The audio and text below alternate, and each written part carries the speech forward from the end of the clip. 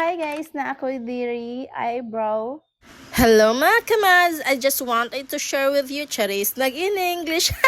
Ito mga kamaz, ako alang po nang i-share ninyo ang akong napalit na product kay usapog ko na hype ani mga kamaz pag trending ani. So at least maka-warning ko ninyo mga kamaz na dili siya worth it paliton. Human na akong video mga kamaz para kay ba mo sa akong rason nga nung dili na nako siya paliton og balik. Unya, dili na ko siya i-recommend ninyo. Nindot man ang product mga kamads, pero dili siya pwede para nako, Charis. Ang una na rason mga kamads na dili siya pwede para nako, kaya ako amang kong kilay mga kamads is katag.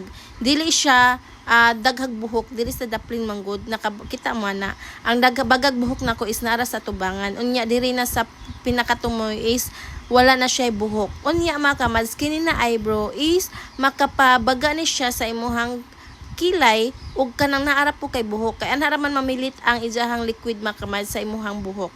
So dili siya pwede para nako mga kamads kay dili jud mo porma ang akong kilay ani. O tan-awa di ba? Tan-awa nagsigkog nus-nus ana mga kamads pero wala siya na kanang agining sa tumoy gani mga kamads di ba tan-awa wala maporma. Siguro applicable ra ni eyebrow gel mga kamads sa mga nindot og mga porma na kaayo og kilay mga kamads. So para nako is dili siya worth it para nako mga kamads kay dili siya makapaporma sa ako ang kilay mga kamads. So katag jud akong kilay. So maon akong rason mga kamads. Unya kini is wala ni siya kanang baho mga kamads, dili siya humot and nagamit ni nako mga kamads pero dili jud siya as in gamit jud siya nako pero at least naka-try lang ko ani mga kamads. So that's it for my review mga kamads. So dili siya para nako.